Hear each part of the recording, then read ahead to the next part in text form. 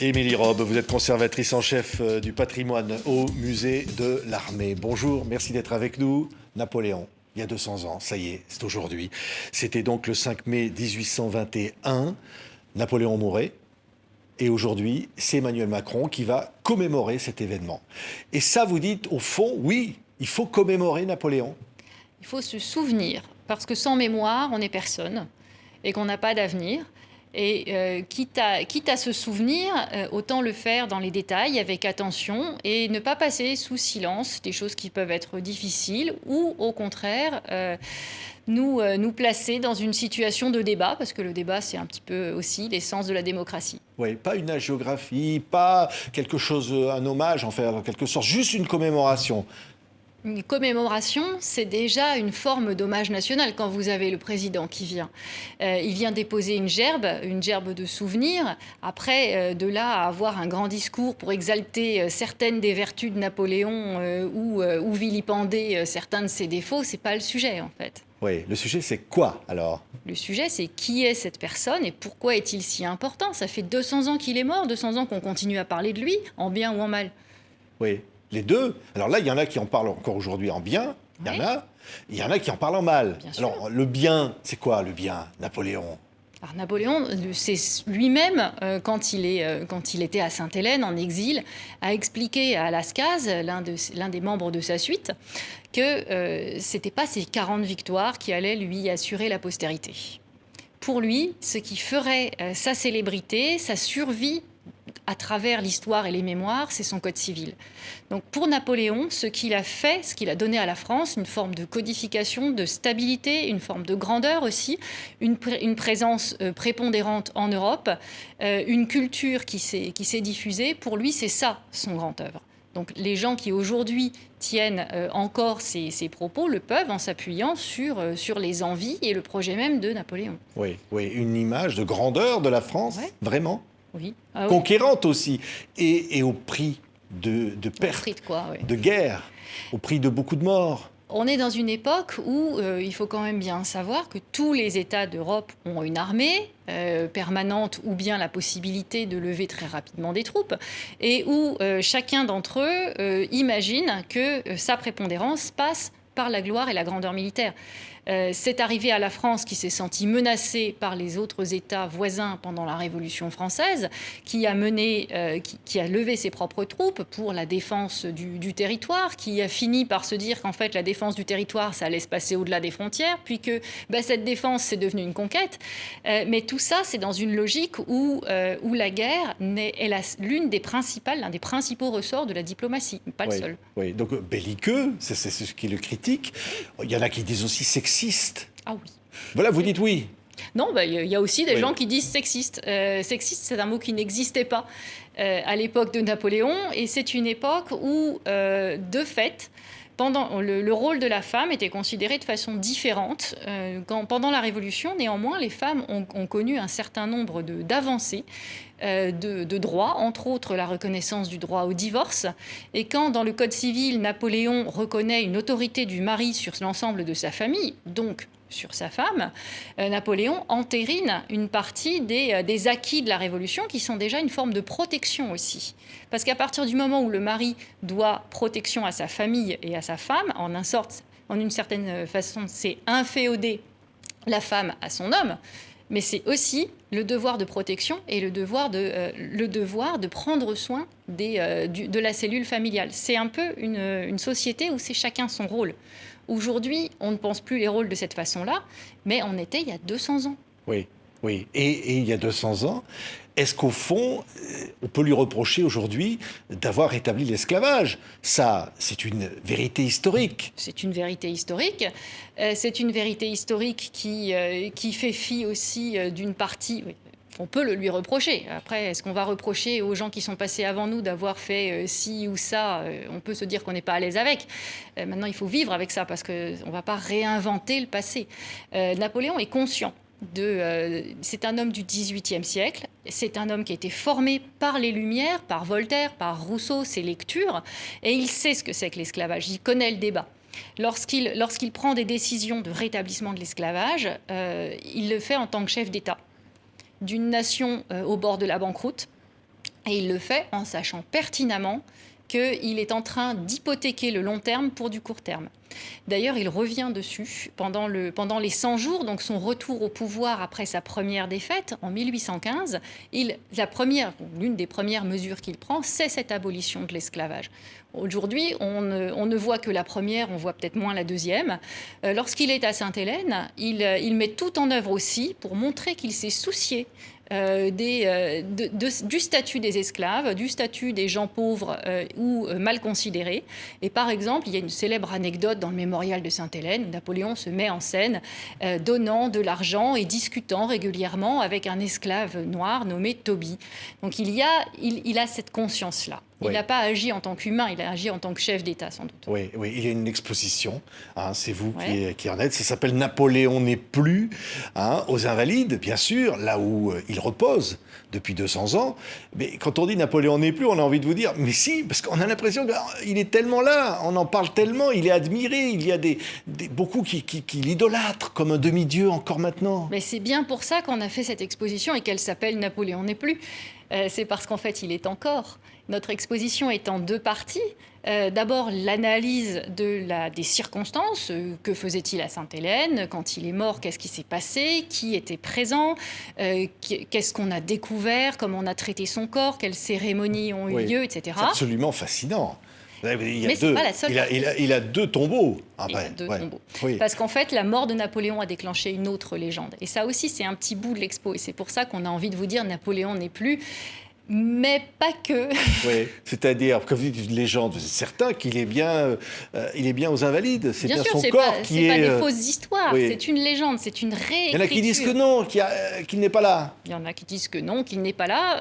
Moi, je présente dans l'exposition, grâce à un collectionneur particulier, j'ai la possibilité de vous montrer un document de la main du grand maréchal du Palais Bertrand, le chef de la maison de l'empereur à Sainte-Hélène, celui qui a côtoyé Napoléon depuis plus de 10 ans lorsqu'il l'accompagne en exil, qui reconnaît de façon tellement ferme et tellement évidente le corps de Napoléon, extrêmement bien conservé par ailleurs, 20 ans après son inhumation, qu'il manque de se jeter sur lui pour l'embrasser à nouveau. Oui. Et d'ailleurs, une légende qui dit... cette parole-là en doute. Et une légende qui dit, d'ailleurs, il était tellement bien conservé qu'on l'a cru immortel. Ouais. Est-ce qu'on n'exagère pas quand même? Est-ce que cette adulation est bien raisonnable? Il y a un mot de la comtesse de Kielmansegge que j'aime beaucoup citer à propos de la mort de Napoléon, c'est que d'après elle, à partir du moment où la nouvelle de la mort de Napoléon s'est répandue, c'est là qu'on a su que Napoléon était mortel. En fait, de son vivant, il a réussi à tellement se présenter comme une personnalité exceptionnelle, à engager l'admiration de tous ceux qui l'écoutaient, y compris ceux qui venaient avec dans l'idée de le challenger un petit peu, de le mettre en difficulté ou de s'opposer à lui. Certains d'entre eux sont devenus ses admirateurs pour beaucoup. Napoléon est une personnalité séduisante, extraordinaire, exigeante aussi. Oui. Et en ce sens... il était déjà immortel avant de son vivant. Oui, mais alors, comment vous expliquez que quand il est mort, en France, c'était l'indifférence, quand on a appris sa mort à Sainte-Hélène? Alors, quand on a appris sa mort à Sainte-Hélène, on était en 1821, c'est-à-dire à peine 6 ans après son départ en exil.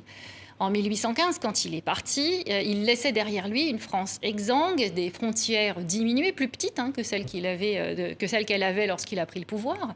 Et cette France ne voulait plus de lui. Ça faisait 15 ans que les choses qu'on y avait cru et que finalement ça ne fonctionnait pas. Donc par réaction, les plateaux de la balance se sont tout simplement rééquilibrés dans l'autre sens et on a voulu oublier Napoléon. C'est que tout se passe comme si en 1815 il était vraiment mort parce qu'il est mort politiquement.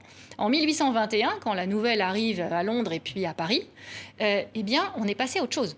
Il est déjà mort, ça fait longtemps qu'il n'est pas là. On n'a pas parlé de lui depuis longtemps. On est sur l'idée du couronnement et du couronnement du roi d'Angleterre. On a des polémiques en France sur la censure. Mais cette légende va repartir pourtant. C'est ça qui est incroyable. La légende repart parce qu'en fait, il y a des gens qui reviennent de Sainte-Hélène.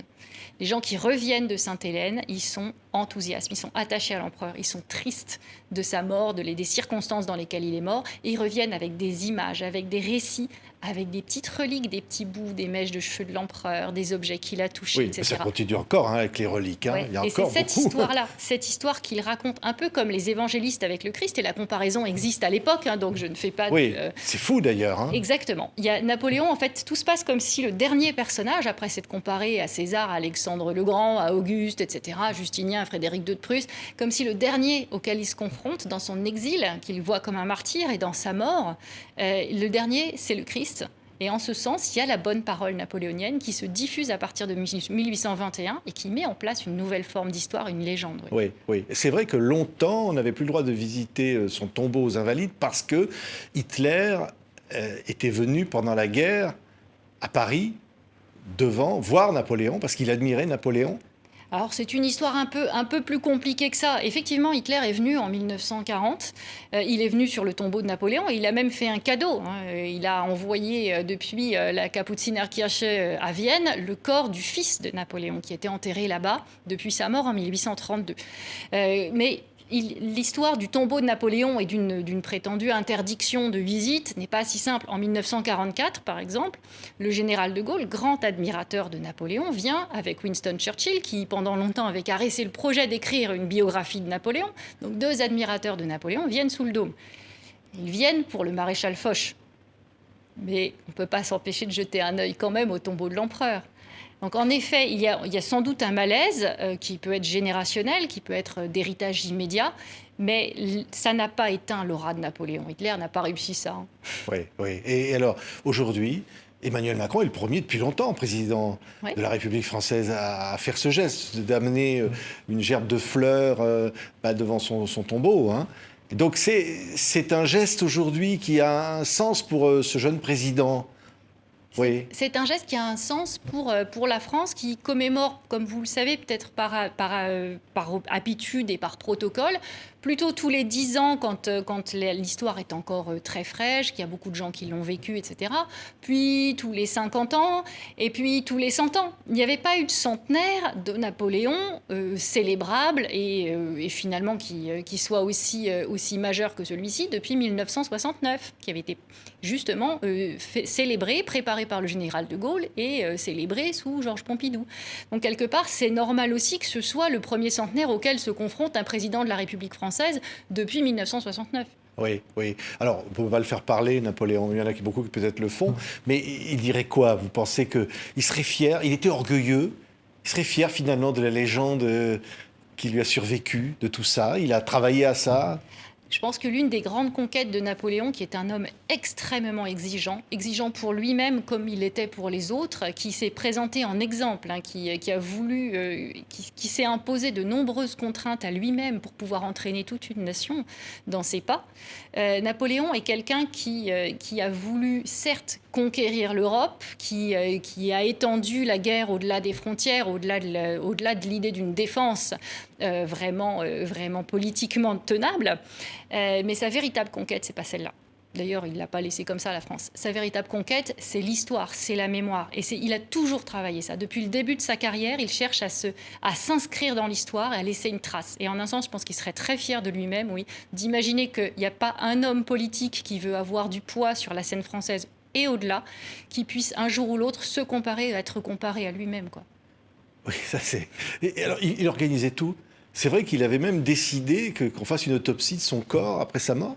Oui, c'est lui qui a voulu qu'on l'autopsie. Oui, Napoléon est un grand organisateur. C'est quelqu'un qui a un immense sens de la centralisation et du contrôle. Tout est en contrôle avec lui. Par contre, l'autopsie, certes, il l'a demandé, mais ce n'était pas par volonté d'influencer l'avenir. Il est mort d'un ulcère. Il savait qu'il était malade. Il avait très mal à l'estomac et il savait que son père lui-même était mort d'un ulcère à l'estomac. Il était extrêmement inquiet pour son fils.